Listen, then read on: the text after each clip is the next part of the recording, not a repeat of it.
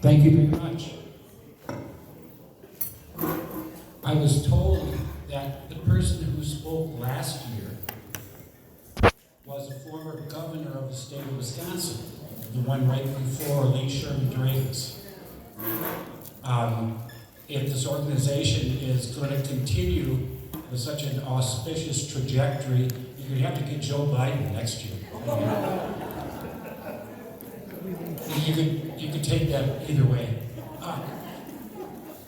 My name's Reed Schneider. My family moved here. My grandpa bought the feed mill here in 1934, and they ran it. My grandpa ran it. My dad ran it after returning home from the Second World War. And my brother, who is actually filming this right now, he and I ran it for some time in the late 80s into the 90s, and I sold it in about 2007, and 2008. So that's the story of the Schneiders here in Hortonville. I'm just going to dive in here. If there's any questions, let me know. I don't have a hard scripted thing here, so if you've got a question about any of the slides, please let me know. I was fortunate enough to find this slide. It's from last week. It's a plat map of Hortonville in 1889. And it's the oldest one that I've ever found. But what's interesting about it is there's a few things that I did not know. In fact, here's the school, but here's the Lutheran church, and the existing Lutheran church is here. So at one time there was a Lutheran church, and then here is where we are right now. So there's a Lutheran church on this block in 1889, which came as complete news to me. One of the other things is there was a feed mill here. There was a grist mill where the police department used to be and the community hall. But what I didn't know, and this was before that, you'll see right here the Fountain Roller Mill Company, and it's called the Mill Race, so they must have had water going here. And the grist mill is over here. Here's where Miller Park is. But there was a grist mill there. Here's where the bridge is. So that's something I didn't know. What's that? Bookman's, yeah. Mm-hmm. Right. So, and this predates, there's Bath Street. Nye and Diesler, you'll be seeing some pictures of this. They had a sawmill here in Hortonville. Here's the ice house would be, this was before the ice house. The ice house would have been right about in here.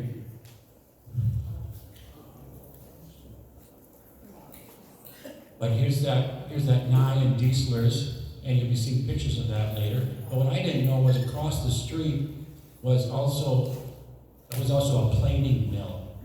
It was right across the street. Right here is where Bricks Hardware is right now, and here's where Donaldson's is right now. Used to be a big lumber yard there, and I've got pictures of that. Here's the cemetery, and it used to the park up there used to be called the Outagamie County Agricultural Society. And that old long building, many of you recognize that. It was called the Floral Hall, which is something I didn't know until I saw this old plat map. So it was a kind of an interesting find on eBay. Here's a close-up of that, where the grist mill is. And the post office was on Main Street, which I did not know.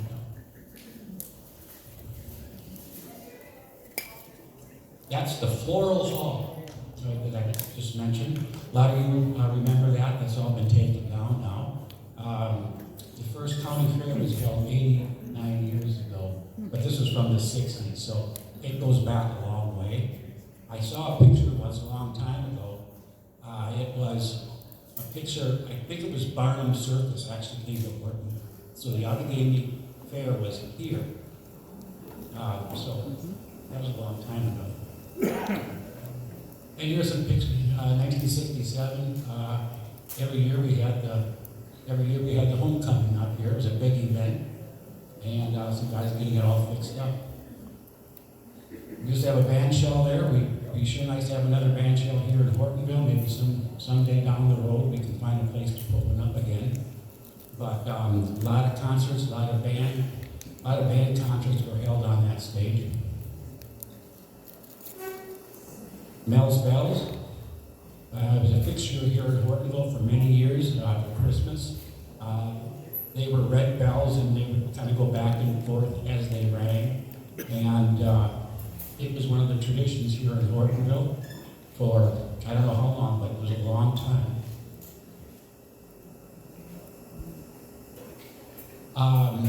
Picture from 1895, East Main Street, very near the corner where the BP is now. It's the Undertaker, parlor owned by Frank Mullen.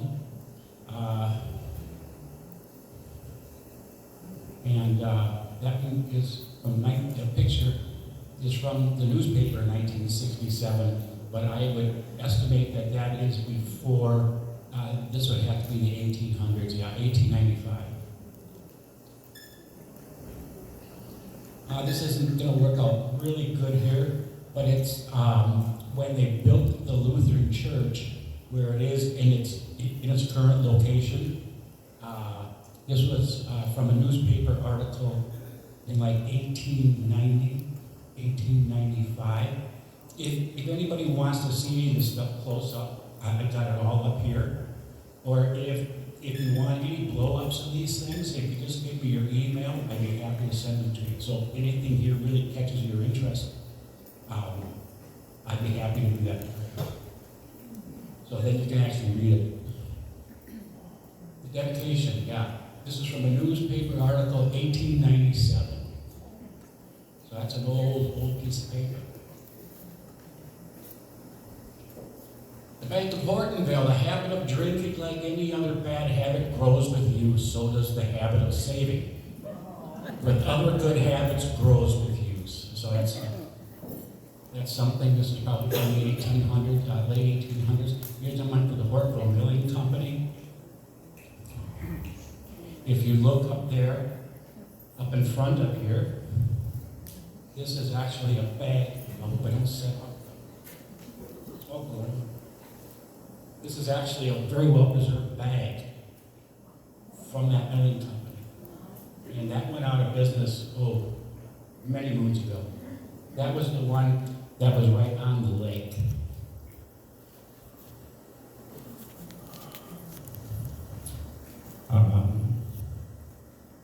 This is a view overlooking, and up on the left there, you can see Diesler's lumber. My dad always told me, when he saw this picture, when he was a kid, there was an outhouse right here. And very likely one of those, arrangements that the DNR would frown on right now. Because, yeah. Oh, looking towards Appleton, right near my folks' house. Sure would be nice if that tornado didn't take out all those trees, 5 years ago now? Most of us will be in our graves before it starts looking like that again. So, me included. This is heading out of Hortonville, so if you look way down here, the Quick Trip would be way down here. And to your back would be the BP at the downtown. When Mom and Dad's house are right about here. No, probably up here a little farther. Yeah. That's the Diesler lumber yard. You saw that on that plat map, and this is when they were wrecking it. And And that's Emil Diesler, seeing his business turned upside down, and seeing his life turned upside down. And he was a good friend of my dad's. And they ran that mill there for many, many years, Emil Diesler. And that's what it looked like back in the day.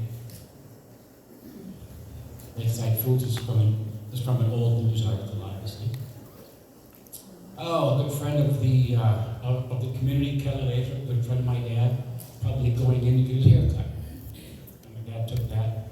I should say my dad took about 90% of these pictures, except the ones that were in the newspaper article. And I just managed to find a bunch of them. Here are some of the great veterans of Hortonville. Some of you will recognize some of these people. It's in the basement of the Opera House, which is now, and that's where the Legion has their meetings. And it was set up there in 1923, and they were given in perpetuity the right to use that room for the hall, for the union, for the veterans of foreign wars. So, you see people there, Herb Reitrick, Paul Krell, longtime teacher.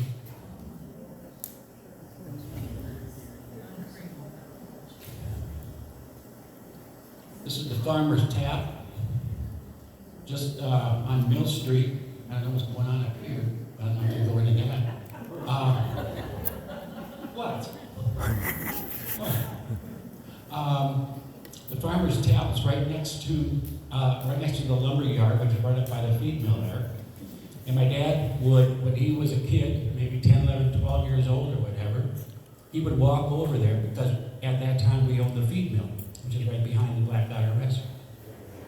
And he would go over there with a nickel and they'd give him a whole bucket full of beer. And then he would take that back over to the mill workers for lunch or for whatever, it was a hot day. So one nickel could get you a whole pail of beer. So. Yeah. That's an old picture. This is an interesting thing. In fact, if you go up to the community hall, they've actually got one of these up there. It's the Diesler match lighter. And you put the farmer's matches in this thing, and they were for bars. So you didn't have to strike a match. You would push down that plunger, it would automatically grab a match, and it would light it. Because everybody had a pipe. And it was kind of hard to handle, so you would just push the plunger down, and it would hold up a perfectly lit match for you.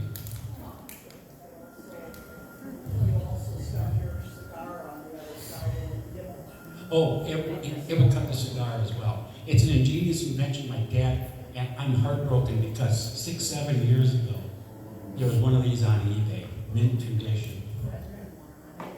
And I thought, I'm going to get this sucker. So I started off at 200, 300, 400. I stopped at 500.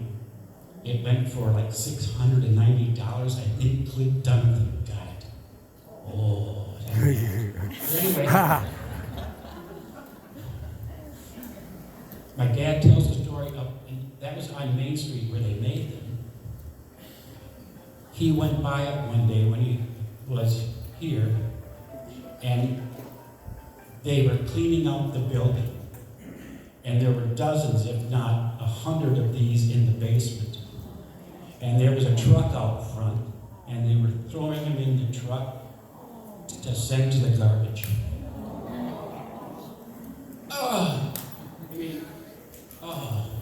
But I suppose if there would have been so many out there, it wouldn't cost so much. But, it just gets thrown out. It's just really sad. It's just a work of art.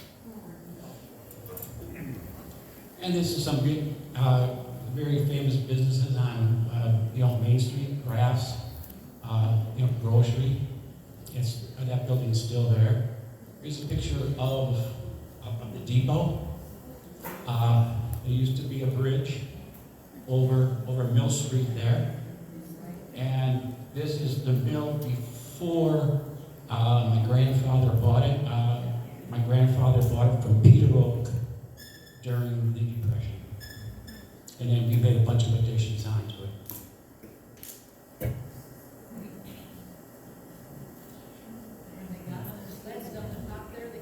It was steep. It was really steep. Oh, one more thing. There is, if you go into the mill, in the sliding door where you know where the store is there now, they make wild bird seed there. You eat wild bird seed there. I have no financial interest in it. I get no percentage. But right when you go in to the right, there's a signature with kind of like an old wax pen, and it says Peter Oak. And Don Oak looked at it and said, "My God, that is the same signature as my husband. The same signature as the Peter Oak that's still alive." So from one Peter Oak to the next, they must have had the same Main Street, Hortonville. Many moons ago, right here was Porky's, which is now Stroh's. Here's the corner building. Looking down Main Street.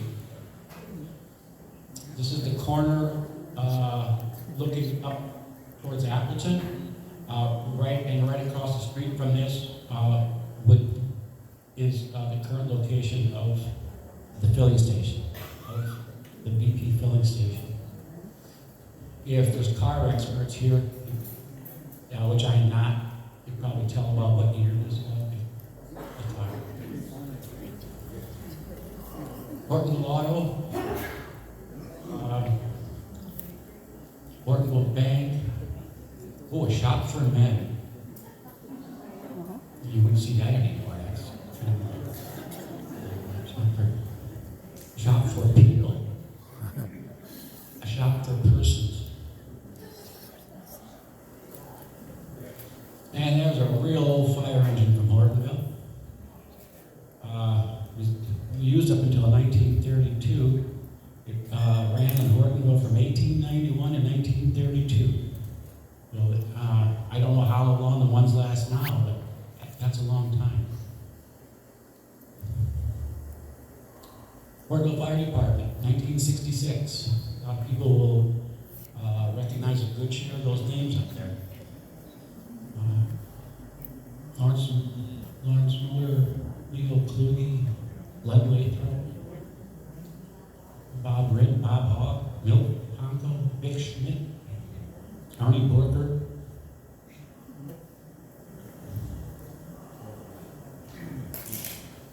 That's a little better picture of everything. Campbell's store opening up 1968. O'Connell's, 2 apartments were rebuilt over the new addition. We used to have a cheese company. We used to have a cheese factory right on West Main Street.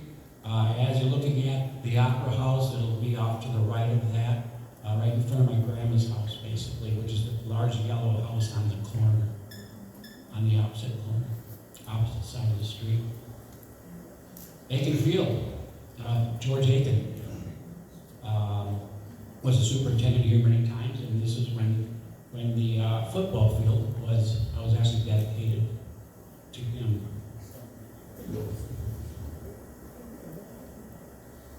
There's the elementary school. I think those are Joe Lamb's cows, and there ain't much there, is there? So that's, boy, I don't know when that is, but That'd be the high school. Yeah, would be. I remember when I was a little kid, I went to school in there. You started kindergarten at one end, by the time they shot you off this side, you were in 5th grade. But I remember that gym. They actually had our polio vaccines in there, and it was probably, if you look at this, it wasn't much bigger. And when you were a kid, I thought that was the biggest damn room I had is the You grade, know, and that now is it's the maybe grade one school. We're looking at quarter the size of this room. Not from Maybe Gilbert, you just something walk else. in there, this is the gym.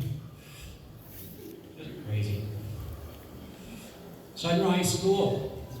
Hortonville had a lot of schools out in the country, maybe some, people here, not that I'm inferring anything, but maybe some of the people here actually went to one of the country schools. But what struck me about this, Will, was the rules for teachers. Yeah. Each teacher will bring a bucket of water and a scuttle of coal for the day's session. Make your pains carefully. Many teachers may take one evening each week off for courting purposes, or 2 evenings a week if they go to church. After 10 hours at school, the teachers may spend the remaining time reading the Bible. Women teachers who marry or engage will be dismissed. So they put marry, the word marry, in there right next to engage in improper conduct. So they probably equate those two. Any teacher who smokes, uses liquor, visits pool halls or public halls, or gets shaved in a barber shop will get good reasons for people suspecting his worth, intentions, and honesty. Yeah. So these are kind of crazy. And if you do all of this for 5 years without fault, you'll be given an increase of 25 cents a week in pay. That's a hell of a lot to give up just for steeping 25 cents a week. Good Lord. But those might be a little, they really wouldn't, pass muster today, but I think the rules for the kids would be kind of good. Don't call people names, respect your schoolmaster, accept his punishments, be silent, don't disturb your neighbors, don't leave your seat without permission, wash your hands and face, wash your feet if they are bare. Go quietly in and out. If the master calls your name after class, straighten the benches and tables, sweep the room, dust, and leave everything tidy. I really don't have a problem with any of that. Oh, that's just another one of those. Cuffs Greenhouse, fixture in town here. I'm sure a good share of the people here remember going in there, and we would go in there and you could get some sausage, and then they would cut some cheese for you without washing your hands. I loved it. It was just wonderful. I hate to belittle my dad here. He passed away last August at the age of 97, and he went to the Bethlehem Evangelical Lutheran Church. And this is 1937-38. Just one thing of note here. Penmanship, F. F minus. F minus. F. How in the hell can you get an F minus in penmanship?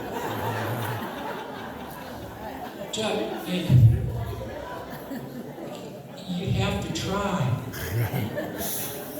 And even if you tried not to, you wouldn't still get an F minus. Or that.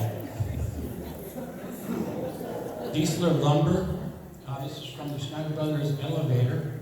1937. We actually bought an outdoor toilet from them for $24. I have no idea where it was put up at the mill, but I'm sure it wasn't plumbed in. The man who needs no introduction, Ernie Bryan, who just recently passed away.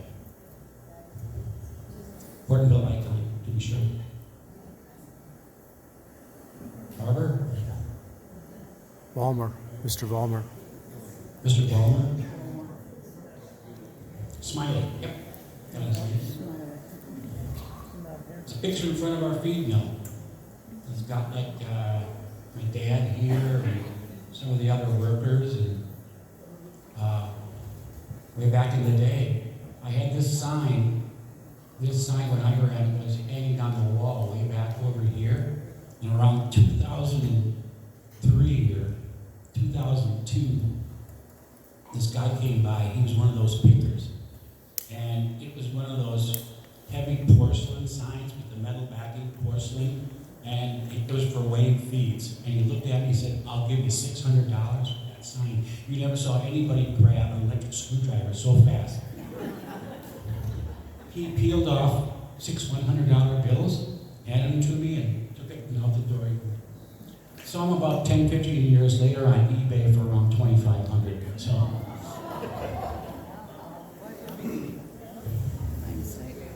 And everybody recognize that one. Here's the corner of the building we're in right now, here. And that's where they were ripping down the old school, I believe. We don't have the exact year on that, but I'm sure somebody here would know it. This is the front of it as they were tearing it down. This is inside the brewing company here, which is kind of across from Miller Park as you're headed towards New London on the opposite side of the street, right after the bridge.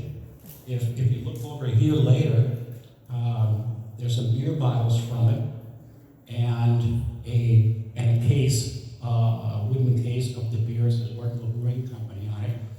I actually got that from George Aiken's son, who collects a lot of that stuff, and he donated most of his to the National Brewery Museum down in Petoskey, Wisconsin. If you ever have a chance to go down there, there's a huge display of Hortonville stuff from the Hortonville Brewery. Big mirrors, really beautiful artwork. It's hard to believe it would come from, a small town. But that box over there, he sold it to me. He said there's only 3 of these on the planet. You got one of them, the other 2 are at the museum. So I was really glad to be part of that. And here's the Lutheran Church looking out over I don't know why they say it's the place of mystery.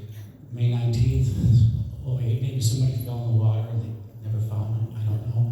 This is the Arlington Hotel. It's where the bowling alley is now. And that's probably another outhouse. But here's a list of people that were in the Civil War from Hortonville. I found these in some archives. And some are of note here. Edwin Nash, got Nash Street.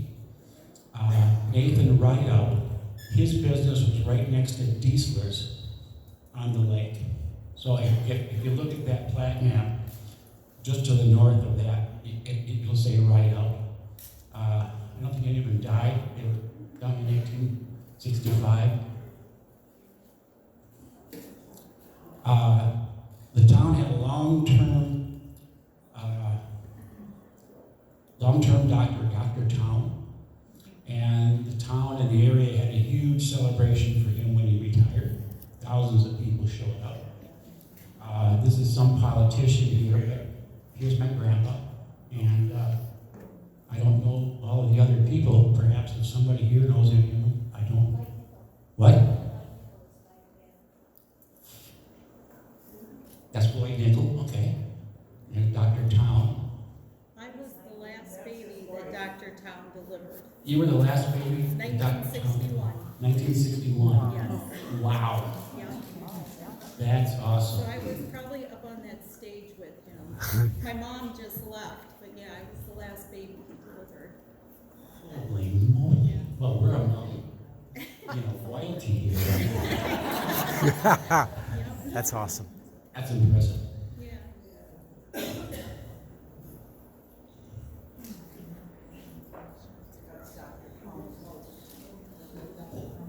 Yes. When I was born, the doctor took one look at me and slapped my mother.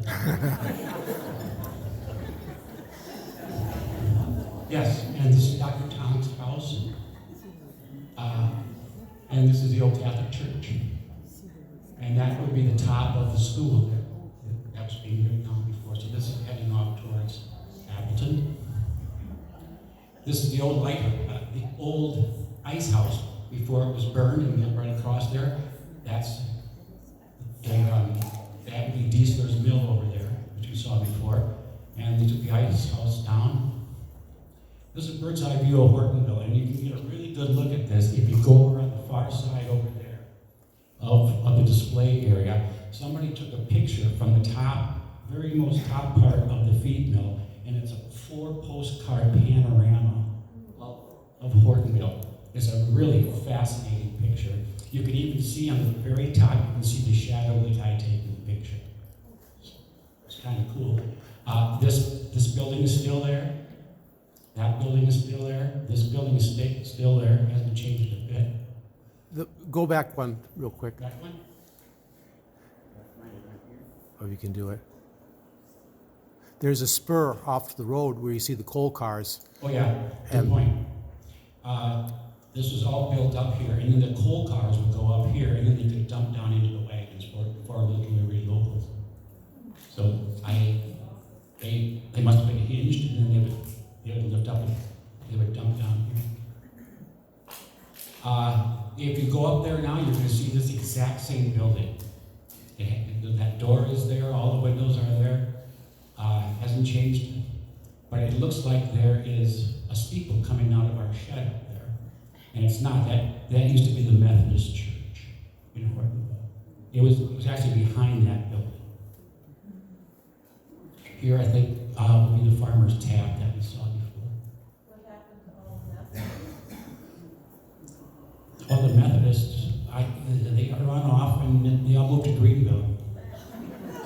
And you know, they got the Methodist church over there. Some of them might have escaped to New London, but yeah, that was those. I heard about that.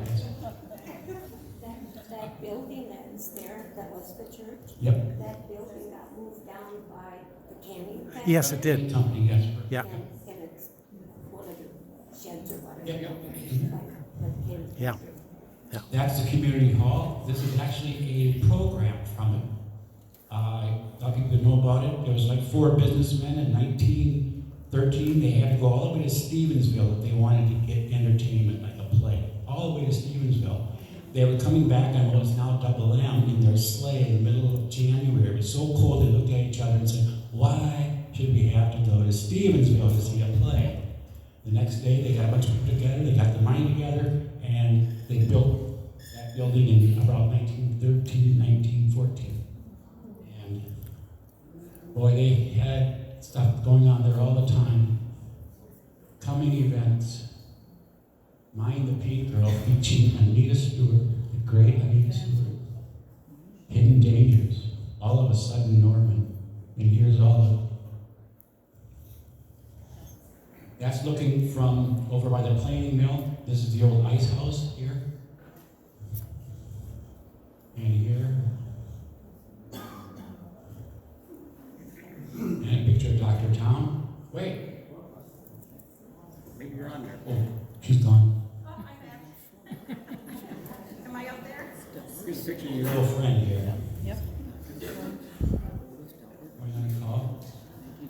7 children were all town babies. The eldest, Delbert, was born in December 1907. Hey.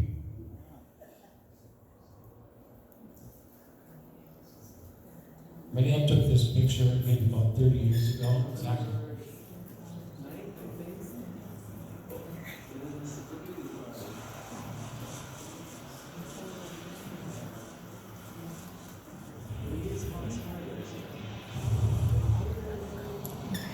Don't know who that is.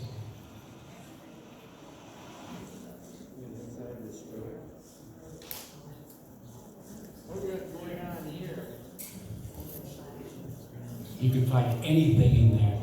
You could just make something up. Walk in there, say, "You got that?" "Oh yeah."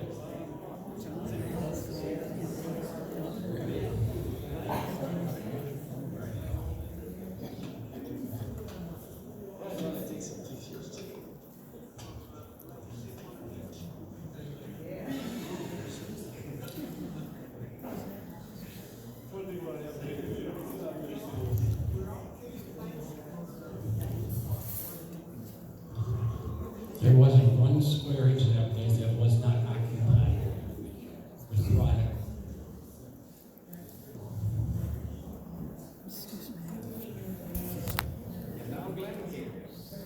Glenn Lathrop. Back room, cut glass, bed some plate for you, anything.